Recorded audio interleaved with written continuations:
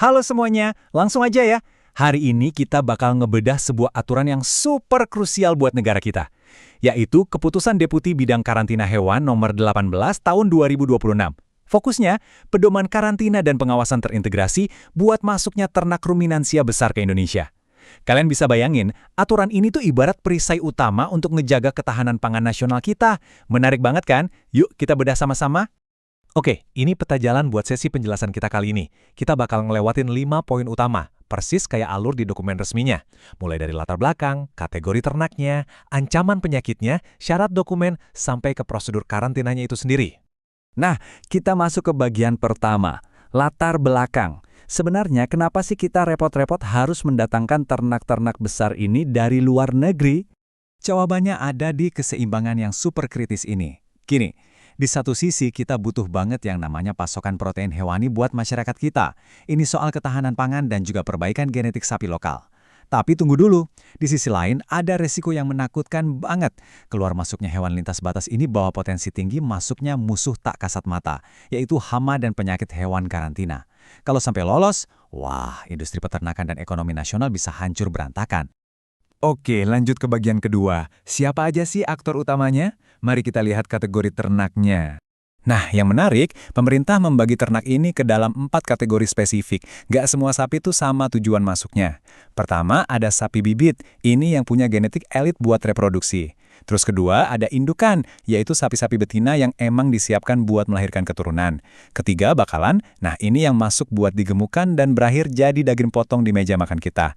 Dan terakhir, SDG atau sumber daya genetik, yang biasanya dipakai buat penelitian atau pelestarian. Masuk ke bagian ketiga. Ini dia, ancaman-ancaman yang bikin aturan ini dibuat sangat ketat. Coba kalian pikirin sejenak, dari semua risiko di luar sana, kira-kira penyakit spesifik apa sih yang bikin para petugas karantina kita di perbatasan tuh harus siaga tingkat tinggi siang dan malam? Ini dia kelas beratnya. Aturan ini secara spesifik nyorotin ancaman virus mematikan kayak PMK atau penyakit mulut dan kuku, dan juga LSD alias Lumpy Skin Disease. Belum lagi ancaman bakteri kayak anthrax dan brucellosis. Bayangin, penyakit kayak PMK itu nyebarnya cepet banget kayak api kena bensin. Inilah alasan persisnya kenapa pengawasan yang asal-asalan tuh bisa jadi bencana besar. Oke, sekarang bagian keempat, syarat dokumen. Ini ibarat tiket emas buat bisa masuk ke NKRI. Aturan birokrasinya bener-bener ketat teman-teman. Prior notice dan health certificate dari negara asal itu harga mati, wajib buat semua kategori. Tapi coba perhatiin, buat kategori sapi bibit, mereka butuh satu ekstra dokumen, yaitu sertifikat pedigree.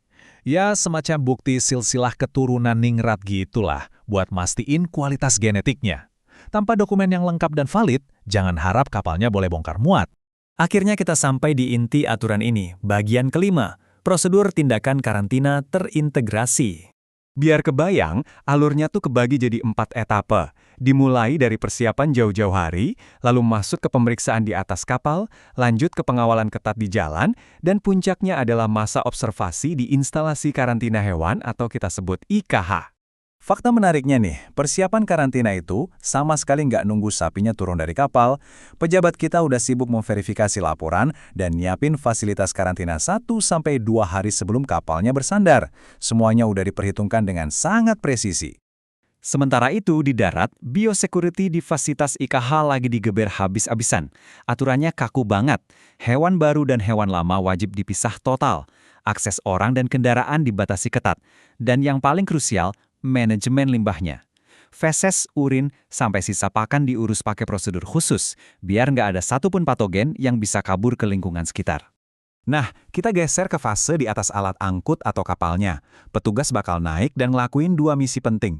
Pertama, cocokin dokumen sama fisik hewan. Kalau jumlah atau jenisnya beda, hewan ditahan maksimal 3 hari. Kedua, penyisiran kesehatan visual. Kalau ada satu aja hewan yang nunjukin gejala penyakit karantina, mereka nggak boleh turun. Bisa langsung dikasih perlakuan, atau parahnya, dimusnahkan di tempat. Kalau semua aman, baru deh, surat K3.1 alias izin bongkar diterbitkan. Setelah turun, sapi-sapi ini masuk truk dan dikawal kayak tamu VIP menuju IKH. Pengawalannya bisa manual didampingi petugas atau pakai teknologi canggih kayak GPS tracker dan drone buat pantauan real time. Dan kalian harus tahu, truk-truk ini disegel resmi. Nggak boleh berhenti sembarangan apalagi nurunin sapi di tengah jalan, kecuali ada darurat parah. Akhirnya, mereka sampai di benteng terakhir, instalasi karantina hewan. Di sini, sapi-sapi ini wajib masuk masa observasi dan pengasingan selama 14 hari berturut-turut. Angkanya bisa diskon, jadi 7 hari kalau mereka udah dikarantina di negara asalnya. Tapi kalau dokter hewan nemuin resiko, masa karantinanya bisa diperpanjang. Tiap hari dipantau klinisnya. Di masa isolasi ini, perburuan penyakit tuh pakai pendekatan yang sangat saintifik, khusus buat deteksi LSD dan PMK. Kalau hewannya belum divaksin dari sananya, petugas bakal ngetes 100% populasinya, nggak ada yang kelewat. Alat ujinya juga canggih, pakai real-time PCR dan ELISA. Pokoknya akurasinya harus maksimal. Terus, gimana kalau ternyata ada yang sakit? Aturannya tegas. Opsi pertama adalah perlakuan. Bisa berupa vaksinasi, kasih vitamin, atau pengobatan kalau masih bisa diselamatkan. Tapi, kalau terkonfirmasi bahwa penyakit mematikan, yang masuk daftar karantina, jawabannya cuma satu, pemusnahan. Bangkai wajib masuk insinerator maksimal 24 jam. Terdengar keras sih, tapi ini mutlak dilakuin demi mutus rantai penularan. Nah, kalau semua tahapan horor tadi berhasil dilewati dengan bersih, barulah dikeluarkan sertifikat pelepasan atau K9.2. Ini adalah bukti pamungkas kalau sapi tersebut 100% sehat, bebas penyakit, dan siap dilepas secara resmi ke wilayah Indonesia. Jadi, kalau kita rangkum, pedoman karantina ini bukan sekedar urusan stempel birokrasi ya, ini adalah sistem pertahanan berlapis yang bergerak nyata.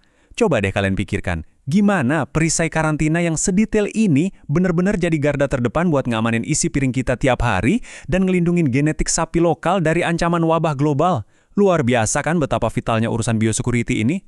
Oke, terima kasih banget udah ngikutin sesi bedah aturan kita kali ini. Semoga wawasan baru ini bermanfaat buat kalian. Sampai jumpa di penjelasan menarik lainnya.